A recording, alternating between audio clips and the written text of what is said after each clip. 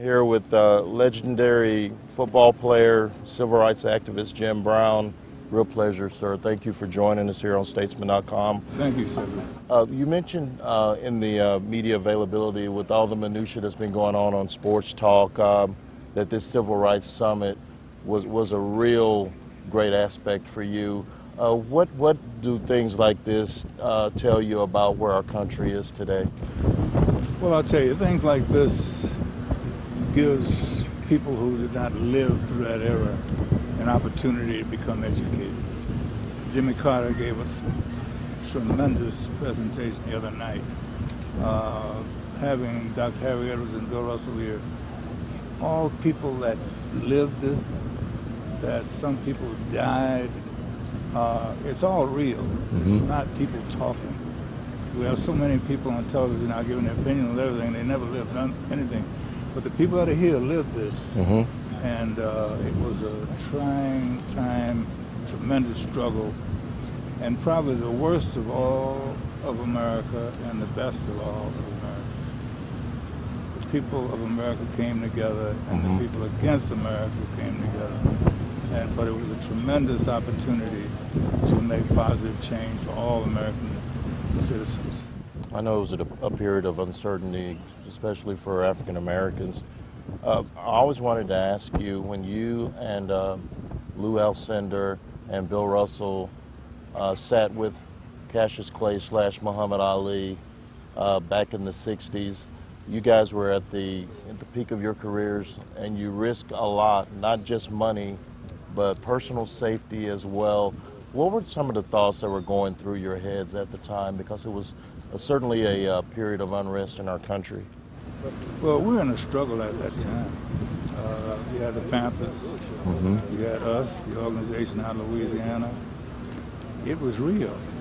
There was a war going on in America, and you could get killed. But we were determined that we were not going to be second-class citizens.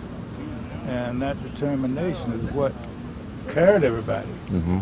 There was no fear, because, you know, violence can be perpetuated by anyone. Yes, sir. But there was tremendous love and respect and determination. It was a tenacious attitude that we had, because we felt that we were, you know, human beings, American citizens. We paid our taxes, and we deserved our rights.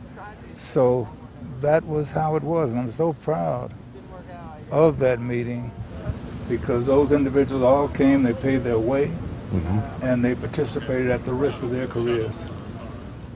Let's bring ahead to today's climate.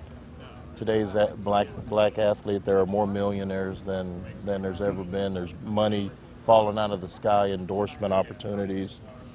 Are they doing enough in the area of civil rights and in the area of uplifting their communities with the stature that they have, not just with black America, but also with white America and corporate America? This generation today have some exceptional young human beings. Ray Lewis is an exceptional human being, mm-hmm. and he's working with us, because we're going to have another summit, and we're creating an umbrella to bring together those of like minds to really rev up the participation in violence, positive change in violence, and to help our education system. But the majority of these youngsters have no clue.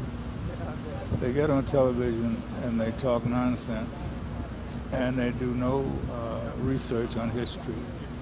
And most of them don't understand how to invest their monies.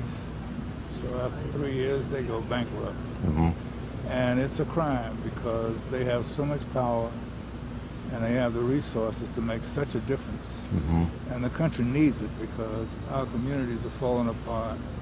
Gang violence is taking over. The penitentiary is now the new motel. And without this generation and their true participation, it's a losing battle, because the government can't do it. Mm-hmm. And we can only do, all of us old timers can only do what we can do, because we don't have the platform anymore. But thank goodness for Ray and the guys like Ray that are stepping up, and I think that there will be a movement among those youngsters again. One last question, sir. we're on a college campus, and a big issue today is collegiate athletes. Should they be paid? Should they not be paid? And you mentioned in your talk with Mr. Russell that college is being overlooked. How do we get back to emphasizing 4 years of college and then going out into the professional world? Well, yes, I believe that there should be a re-emphasis on education and the value of education and the need for a populace to be educated, not to depend on sports or movies or just these high-paying professions to take care of the body of people that we have in this country. And these athletes should be given stipends that will allow them to live as a normal student, without a doubt, because the NCAA makes enough money to do that. But as far as going into a union situation, that is very dangerous, and that's taken away from the objective of going to college and getting a great education and then going into your profession, whatever it might be. Well, Mr. Brown, we appreciate it very much, you stopping by to speak with us. It was not only a history lesson, but a life lesson. And speaking for the people of Austin, it's our profound pleasure to have spoken with you today. Thank you very much. Thank you very much, sir. Appreciate it.